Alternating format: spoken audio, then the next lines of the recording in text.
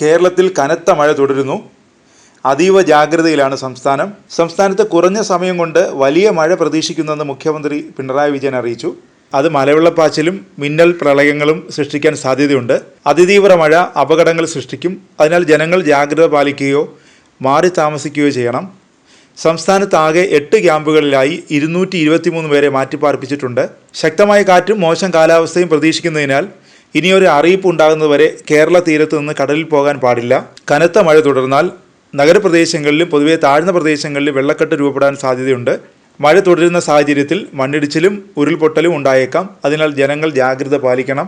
ശക്തമായ കാറ്റിന് സാധ്യതയുള്ളതിനാൽ അടച്ചുറപ്പില്ലാത്ത വീടുകളിൽ താമസിക്കുന്നവരും മേൽക്കൂര ശക്തമല്ലാത്ത വീടുകളിൽ താമസിക്കുന്നവരും പ്രത്യേക ജാഗ്രത പാലിക്കണം. അപകടാവസ്ഥ മുന്നിൽ കാണുന്നവർ അധികൃതരുമായി ബന്ധപ്പെട്ട് സുരക്ഷിതമായ സ്ഥലങ്ങളിലേക്ക് സുരക്ഷാ മുൻകരുതലിന്റെ ഭാഗമായി മാറി താമസിക്കണമെന്നും അറബിക്കടലിൽ ലക്ഷദ്വീപിനും കേരളത്തിനുമിടയിൽ രൂപപ്പെട്ട മേഘച്ചുഴിയാണ് കേരളത്തിലെ അതിതീവ്ര മഴയ്ക്ക് കാരണമെന്ന് കാലാവസ്ഥാ വിദഗ്ധർ പറയുന്നു.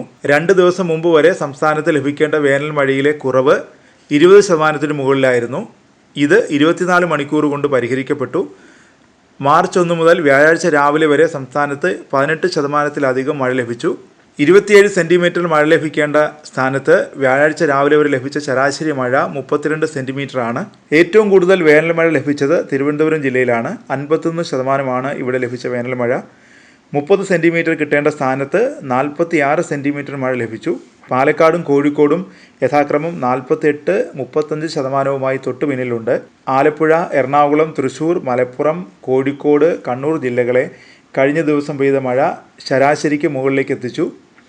കൊല്ലത്ത് മഴയിൽ 8% കുറവുണ്ട്. ഇത് ശരാശരിക്ക് മുകളിലാണ്.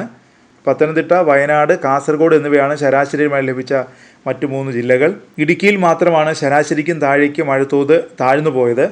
അതിനിടയിൽ ആലുവയിൽ വെള്ളക്കെട്ട് രൂപപ്പെട്ടത് വലിയ പ്രതിഷേധത്തിനിടയാക്കി.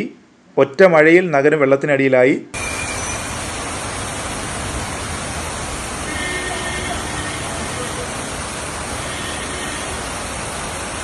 പൊതുമരാമത്ത് വകുപ്പിൻ്റെയും കൊച്ചി മെട്രോയുടെയും അശാസ്ത്രീയമായ നടപ്പാത നിർമ്മാണമാണ് വെള്ളക്കെട്ടിന് കാരണമെന്നാണ് ആക്ഷേപം.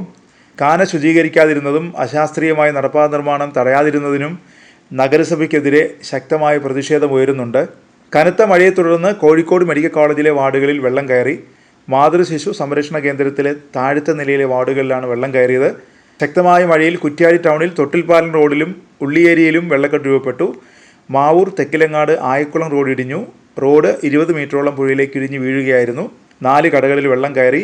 വെള്ളം കയറിയതിനെ തുടർന്ന് പന്തീരാങ്കാവ് UP സ്കൂൾ റോഡിലെ 6 വീടുകളിൽ നിന്ന് ആളുകളെ ഒഴിപ്പിച്ചു. കോഴിക്കോട് ജില്ലയിൽ ബുധനാഴ്ച രാത്രി മുതൽ തുടങ്ങിയ മഴ ഇപ്പോഴും തുടരുകയാണ്.